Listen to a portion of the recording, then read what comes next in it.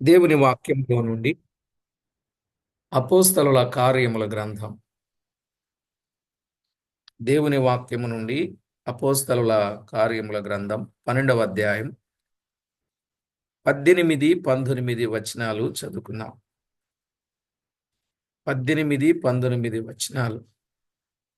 తెల్లవారగానే పేతురు ఏమాయను అని సైనికులలో కలిగిన గలిబిలి ఇంతంత కాదు.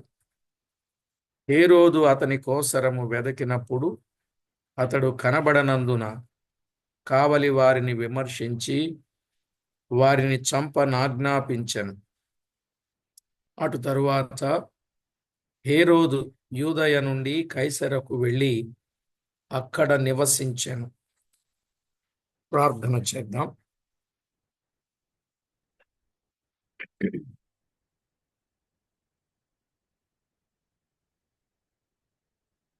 పరిశుద్ధ దేవుడవైన మా ప్రియ ప్రభువా, కనికర సంపన్నుడా, సత్య సంపూర్ణుడా, జాలిగల మా ప్రియ ప్రభువా, అద్వితీయ సత్యదేవుడా, మీ ఘననామమునకు వేలాది వందనములు, కోటాను కోట్లు స్తుతులు స్తోత్రములు చెల్లిస్తున్నాం. దేవా, ఎంతో గొప్ప దేవుడవు, మహిమగల దేవుడవు, మీ ఘననామానికి వందనాలు స్తోత్రాలు చెల్లిస్తున్నాం. చదవబడిన లేఖన భాగమును దీవించి మా అందరితో తేటగాను సూటిగాను మాట్లాడి మీ నామమునకు మహిమ ఘనత కీర్తి ప్రభావములను ఆరోపించుకుంటారని కోరుతా ఉన్నాం. మా ప్రియ ప్రభువా, సమస్త విషయాల్లో తోడుగా ఉండి నడిపించుచు ఉన్న మీ ప్రేమకై కృతజ్ఞతలు చెల్లించుచు మా ప్రాణనాథుడు, ప్రియుడు, మా రక్షకుడైన యేసుక్రీస్తు అమూల్యమైన నామమున స్తోత్రము చెల్లించి ప్రార్థించి వినులమై వేడుచూ ఉన్నాము తండ్రి. ఆమేన్. ప్రభునందు ప్రియులారా, మనము చదువుకున్న ఈ వచన భాగంలో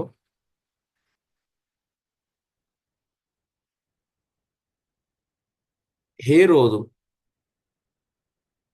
సైనికులను చంపనాజ్ఞాపించుట. హేరోదు సైనికులను చంపనాజ్ఞాపించుట అనేది మనం చూస్తున్నాం. అంతకు మునుపు దూత పేతురును వెలుపలికి తీసుకొని వచ్చినట్లు ఆ దూత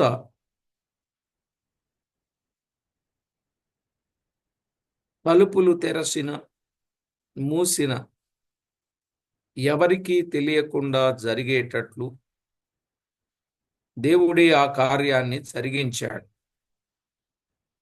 ఆఖరికి ప్రార్థనా స్థలానికి పేతురు రావడం, పేతురి తలుపు తట్టుచుండగా తలుపు తీసి పేతురును చూచి విభ్రాంతి పడడం మనము చూస్తున్నాం.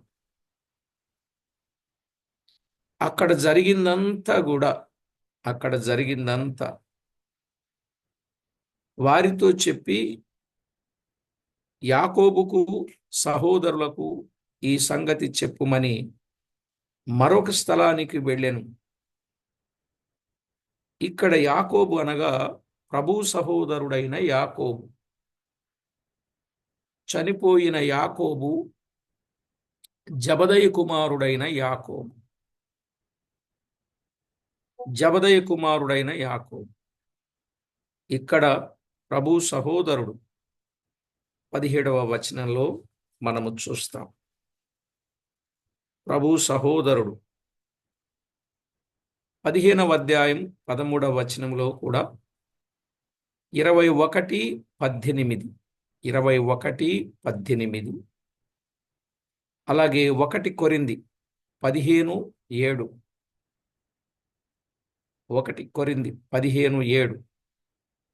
గలతీ 1:19 గలతీ 2:8-9 వచనాలు. ఈ వచనాలన్నీ మనం చూస్తుంటే యాకోబు ఆది సంఘంలో ముఖ్యమైన వాడుగా స్తంభంగా ఉన్నాడు. ఆది సంఘంలో ముఖ్యమైన వాడుగా స్తంభంగా ఉన్నాడు.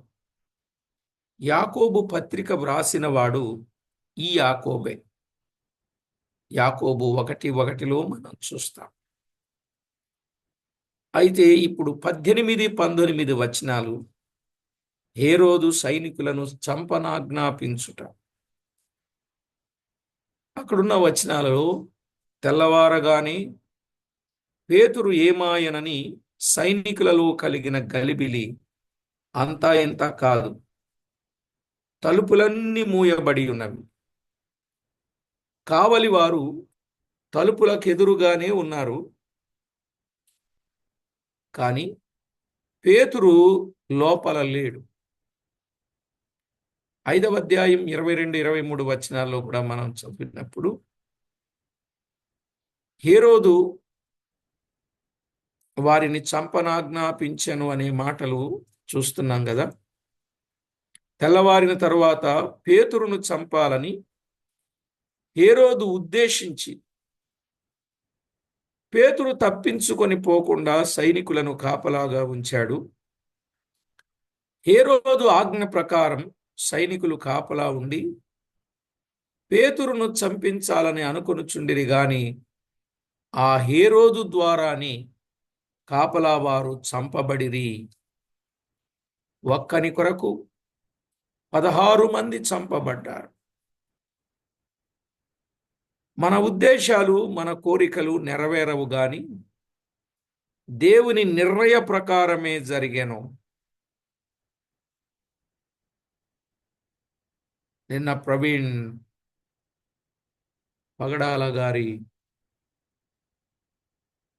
ఆ మరణం కూడా దేవుని నిర్ణయం ప్రకారంగా జరిగి ఉంటుంది. ప్రమాదము జరిగిన లేక పరులు ప్రాణహాని చేసిన దేవుని సెలవు లేకుండా ఏది జరగదు.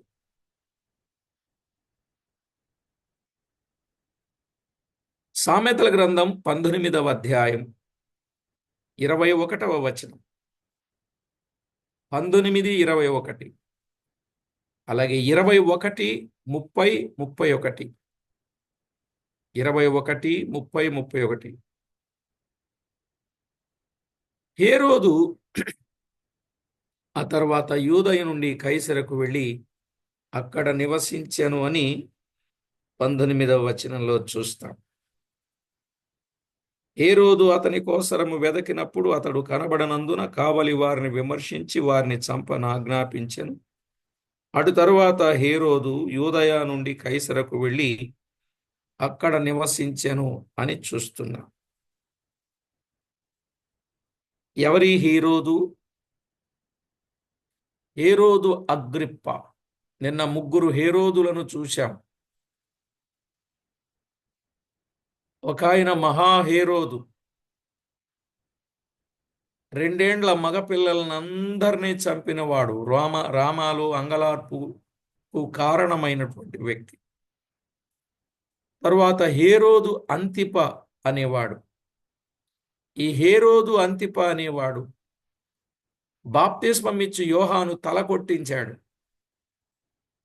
ఆ తర్వాత హేరోదు అగ్రిప్ప యాకోబును చంపించాడు. ఇప్పుడు పేతురును కూడా చంపించాలని ప్రయత్నం చేశాడు. కానీ దేవుడు దూతను పంపి ఆయనను వెలుపలికి తేగా 16 మంది సైనికులను చంపనాజ్ఞాపించినవాడు. ప్రియులారా,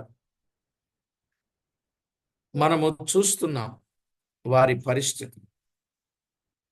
ఇక 20 నుండి 23 వచనాలు, 20 నుండి 23 వచనాలు మనం చదువుకున్నట్లయితే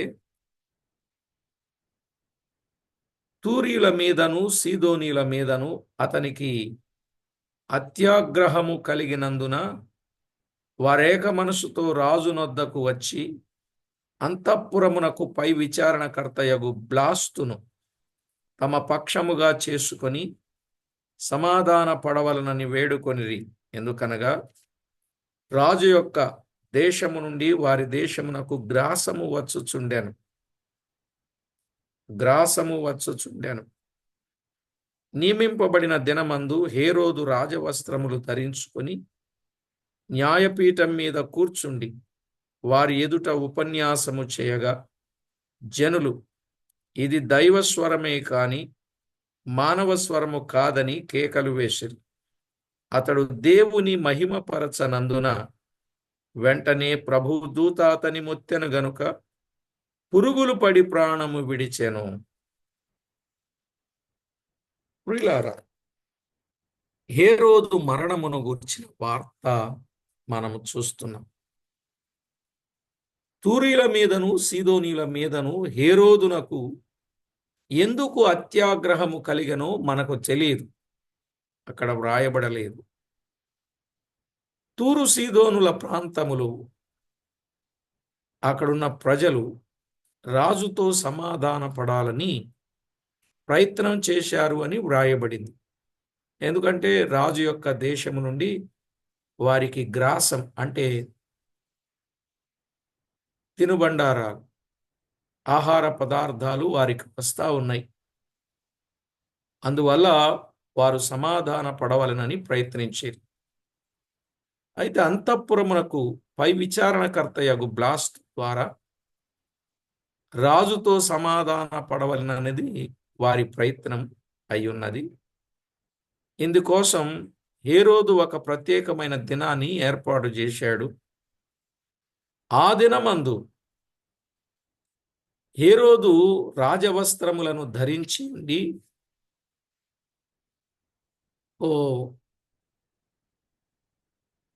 మంచి ప్రసంగం చేశాడంట.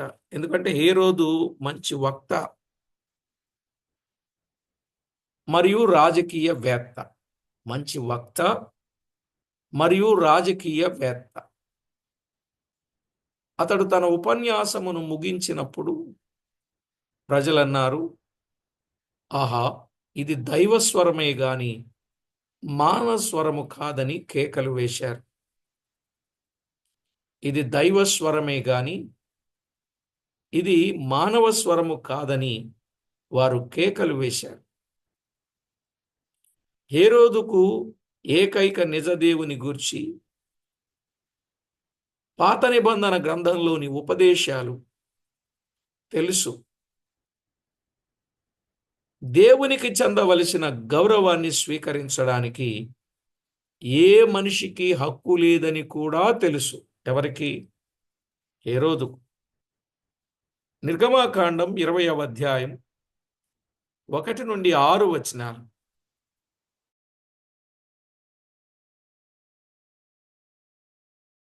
నిర్గమాకాండం 20వ అధ్యాయం 1 నుండి 6 వచనాలు.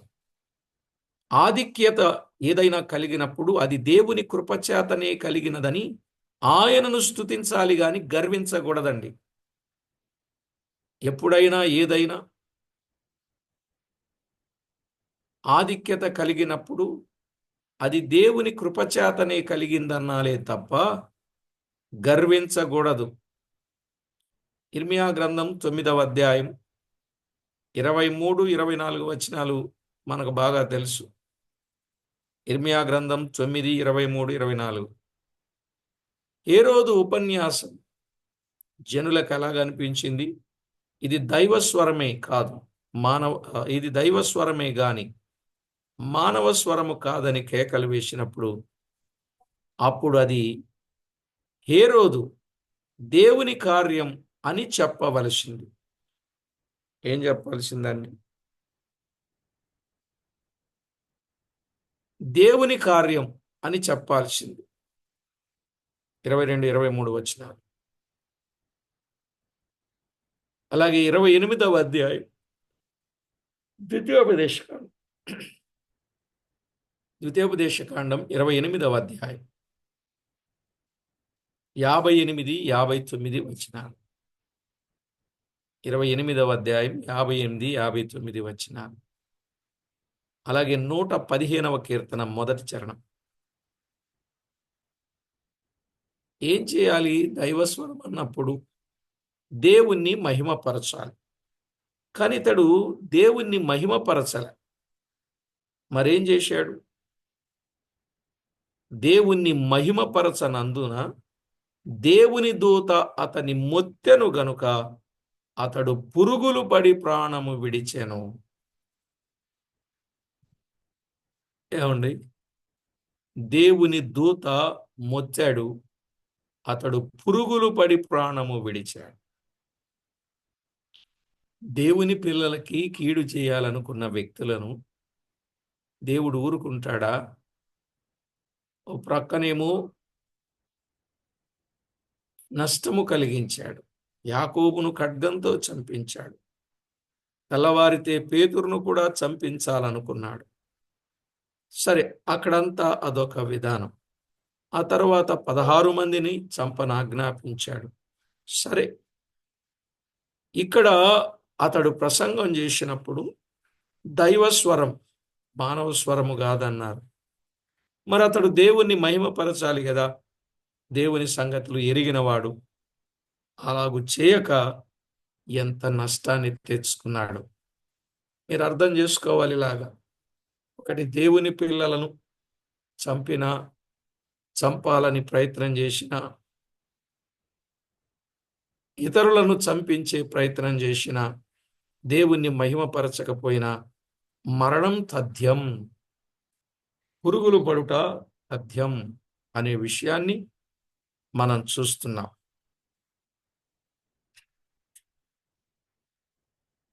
23వ వచనంలో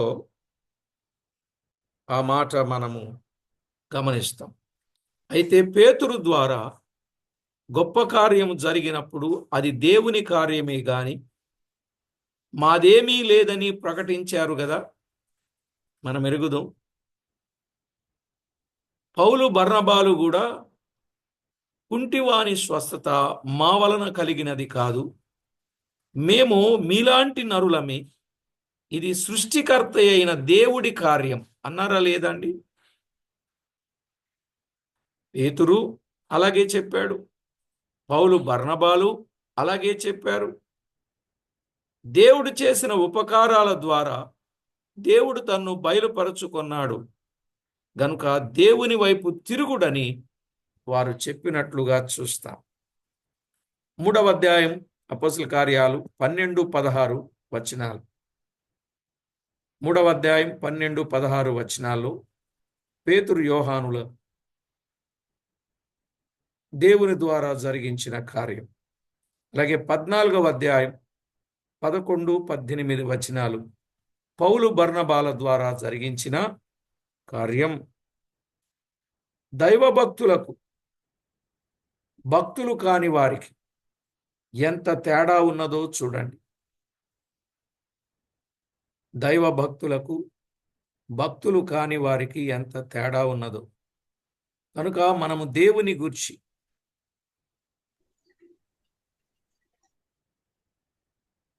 బాగా గుర్తించి సరైన తలంపులు కలిగి సరిగా దేవుని మహిమపరచాలి. దేవుడెవరో మనకు తెలిసి, దేవుడు ఎలాంటి కార్యాలు చేస్తాడో మనం ఎరిగి, దేవుని కొరకు గొప్ప కార్యాలు మనము చేయవలసిన వారమై ఉన్నాం. లేకపోతే మనం కూడా హేరోదు చేసిన తప్పు చేసి అతనిలాగా తీర్పుకు గురి కావచ్చు.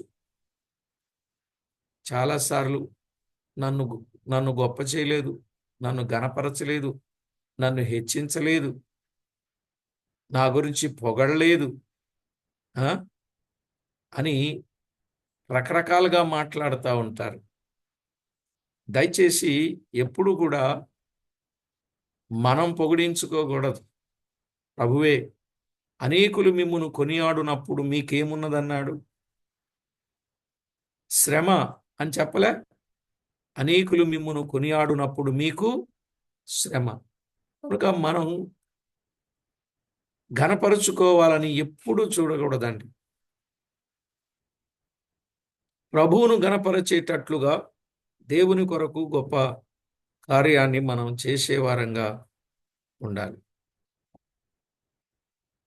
కనుక ఎప్పుడైనా ఎవరమైనా ఏ విషయములోనైనా మనలను మనము ఘనపరచుకోకూడదు.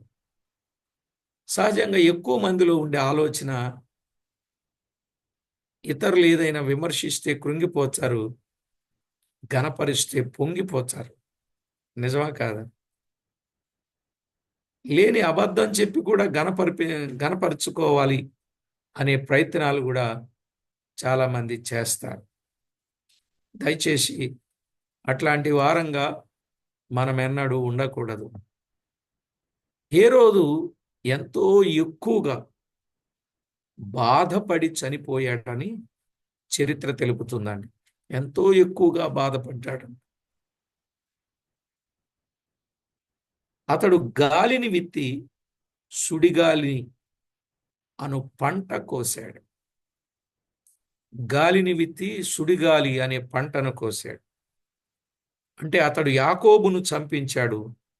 తన సాక్ష్యం రక్తముతో ముద్రించుకునిన ఈ మొట్టమొదటి అపోస్తలుని పేరు ఎల్లప్పుడూ మహిమకరమైనదిగా మనకు తెలియను.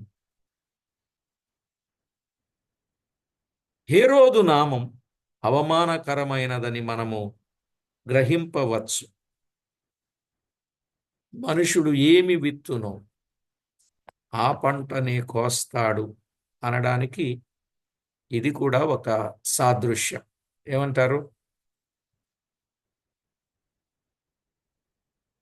కాబట్టి ప్రియులారా, కొన్ని విషయాలు కొంత ఆలోచన చేయడం ఎంతైనా మంచిది.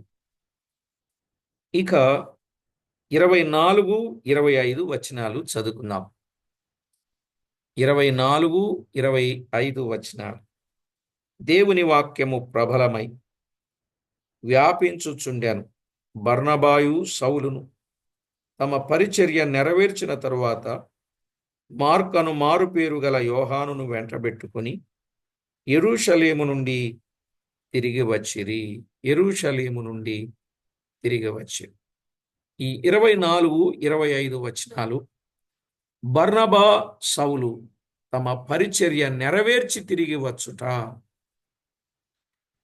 బర్నబా సౌలు తమ పరిచర్య నెరవేర్చి తిరిగి వచ్చుట అనేది మనం చూస్తున్నాం. దేవుని వాక్యం ప్రబలమై వ్యాపించింది. 24వ వచనం అదే కదా. అలాగే 6వ అధ్యాయం 7వ వచనంలో కూడా మనము చూడొచ్చు. దేవుని వాక్యము ప్రబలమై శిష్యుల సంఖ్య యెరూషలేములో బహుగా విస్తరించెను అని వ్రాయబడింది. దేవుని వాక్యం ప్రబలమవుతా ఉంది, సంఖ్య విస్తరిస్తుంది. హేరోదు దేవుని వాక్యం ప్రబలం కాకూడదని దేవుని సేవకులను బహుగా హింసించాడు. 1, 2, 3 వచనాలు మనం చూడొచ్చు. వాక్యం ప్రబలం కాకూడదు. ప్రియులారా, దేవునికి విరోధముగా రూపింపబడిన ఏ విధ ఆయుధమును వర్ధిల్లదనే సంగతి మనం గుర్తించాలి. అసలు మనుషుడు దేవుని ఎదుట ఏపాటివాడు?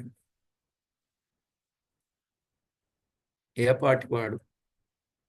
ఈ లోకములోనున్న హేరోదు లాంటి వారు, సత్యానికి విరోధులైన వారంతా బయలుదేరతారు, చివరికి చచ్చిపోతారు. అర్థమైందండి? ఈ లోకములోనున్న హేరోదు లాంటి వారు, సత్యానికి విరోధులైన వారంతా బయలుదేరుతారు.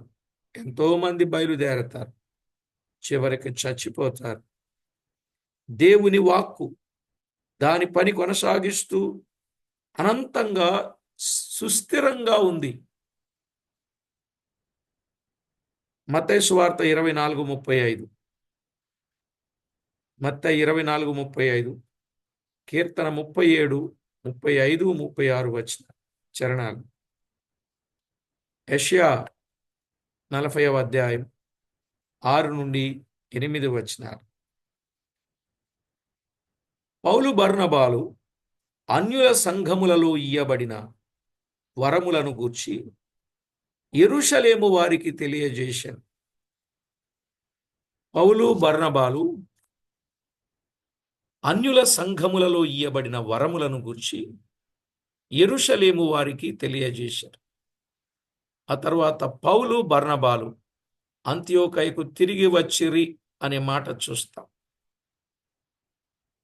11వ అధ్యాయం 29-30 ఏం జరిగింది? అప్పుడు శిష్యులలో ప్రతివాడును తన శక్తి కొలది యూదయలో కాపురమున్న సహోదరులకు సహాయము పంపుటకు నిశ్చయించుకొనెను. అలాగున చేసి బర్నబా సౌలను వారి చేత పెద్దల యొద్దకు దానిని పంపిరి అన్నాడు కదా. 11వ అధ్యాయం చివరిలో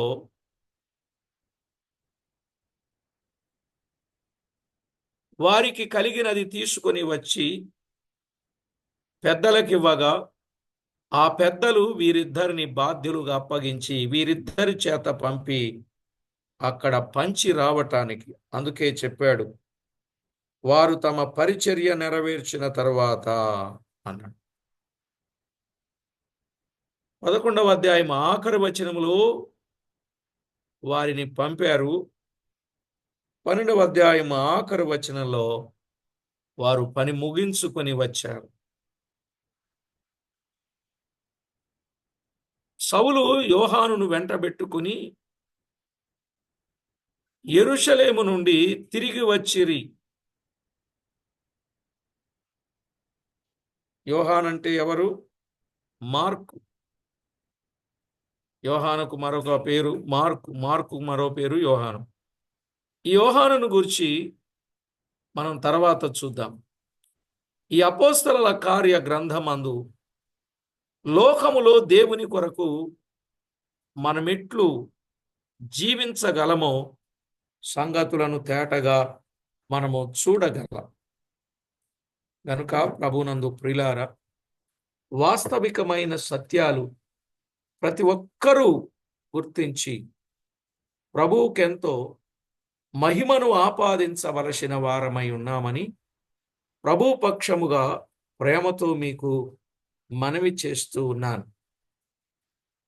ఈ కడువరి కాలములో మనమున్న స్థితిగతుల మధ్య ప్రభువు కొరకు ఎంతో నమ్మకంగా ఉండి ప్రభువును మాత్రమే గణపరుస్తూ ప్రభువును మాత్రమే హెచ్చిస్తూ ఆయనకు ప్రభావం ఆరోపించాలి. మనకున్న ఏ ఆధిక్యతలను బట్టి మనము గొప్ప చేసుకోకూడదు, మనము గణపరుచుకోకూడదు, మనము అతిశయించకూడదు, మనము గర్వంగా డంబంగా అహంకారంగా మనం ఉండకూడదు.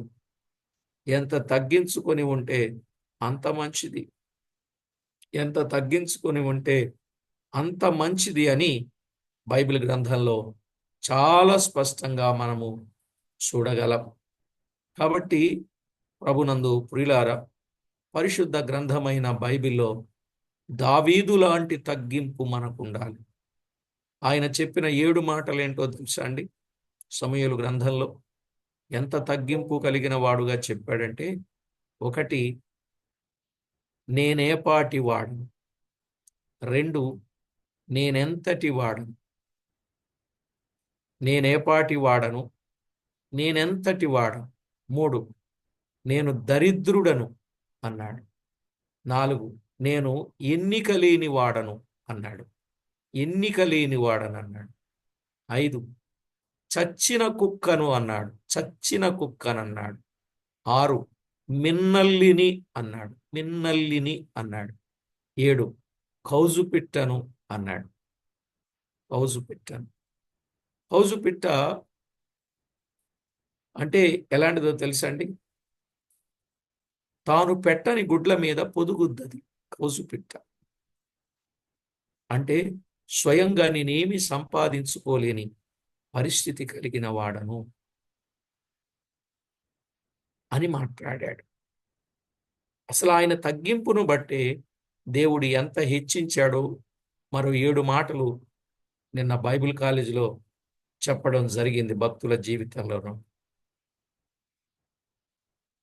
ఎంత హెచ్చించాడు? ఒకటి ఆయుధాలు మోసేవాడు, ఆ తర్వాత యోధునిగా చేశాడు, ఆ తర్వాత సహస్రాధిపతిగా చేశాడు, ఆ తర్వాత రాజు అయ్యాడు, ఆ తర్వాత గనుడయ్యాడు, ఆ తర్వాత ఎంతో ఆశీర్వదించబడిన వాడయ్యాడు, ఆ తర్వాత ఎంతో మందికి మాదిరిగా ఉన్నవాడయ్యాడు. ఇశ్రాయేలును పాలించేటటువంటి గొప్ప స్థితిని కలిగిన వాడు. ఎప్పుడైనా ఎవరమైనా తగ్గించుకుంటేనే మనకి ఎంతున్నది అనేది మనం చూడకూడదండి. ఎంత తగ్గించుకుంటే అంత మంచిది.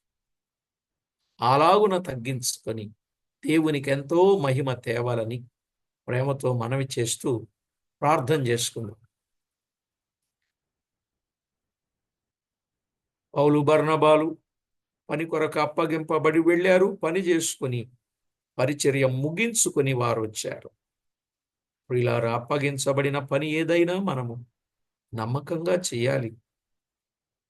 పని చేయడానికి ముందుకు రావాలి. ఒకవేళ సంఘంలో ఏదైనా పని అప్పగిస్తున్నారంటే సంఘం మీరు నమ్మకస్తులను గుర్తించి పని అప్పగించారని మీరు గుర్తించాలి. ఎవరు చేస్తారు ఈ పని, నాకెందుకు ఈ పని అని అనుకోకూడదు. అప్పగించిన పని నమ్మకంగా చేయడం ఎంతో దైవ దీవెన ఆశీర్వాదం ఉన్నది. వారలాగు పని నెరవేర్చారు. మనం కూడా దేవుడు మనకి ఏ ఏ పని అప్పగించాడో వాటిని నమ్మకంగా చేద్దాం. ప్రభువుకు మహిమకరంగా జీవిద్దాం. పరిశుద్ధుడవైన మా తండ్రి, ఘనుడవైన మా ప్రియ ప్రభువా, మీ ఘననామానికి వందనాలు, స్తుతులు, స్తోత్రాలు చెల్లిస్తున్నాం. ఎంతో గొప్ప దేవుడవు, మమ్మల్ని ఎంతో ఎక్కువగా ప్రేమించిన వాడు, మా కొరకు ప్రాణాన్ని పెట్టి మరణించి తిరిగి లేచిన వాడు, మీ అందు విశ్వాసం ఉంచడం ద్వారా కృపచేత రక్షించారు, బ్రతికించారు. మా ప్రభువా, మీ వాక్కులలో ఉన్న వాస్తవాలు సారిసారికి నేర్చుకుని మీకెంతో మహిమ తేవడానికి మమ్మను మీరు సిద్ధపరుస్తున్నారు. మా ప్రభువా, మా దేవా, అన్ని విషయాలలో మిమ్మను మేము మహిమపరిచే వారిగా అనుదినము దినదినము సిద్ధపరచను. ప్రార్థన అవసరతలు కోరిన వారిని, మా కోసం ప్రార్థించే వారిని, పరిచర్యలో సహకారంగా ఉన్న వారిని అందరినీ జ్ఞాపకం చేసుకుని వారి వారి అవసరతలు అక్కర్లు తీర్చి ఎవరికి ఎవరికి ఏ మేలు అవసరమో అది మీరు అనుగ్రహింపజేసి వారిని వారి కుటుంబాలను ఆనందింపజేసి మీరు మహిమ పొందండి. ప్రతి ఒక్కరూ ఎంతో తగ్గించుకొని విధేయులై లోబడి నమ్రత కలిగిన వారై మిమ్మును హెచ్చించేవారుగా సిద్ధపరచమని కోరుచు మా ప్రభువైన యేసు క్రీస్తు అమూల్యమైన నామమున స్తోత్రము చెల్లించి స్తుతించి ప్రార్థించి మిక్కిలి వినయముగా బ్రతిమిలాడి వేడుచూ ఉన్నాం మా పరమ తండ్రి. ఆమేన్. ప్రభునందు ప్రియులారా,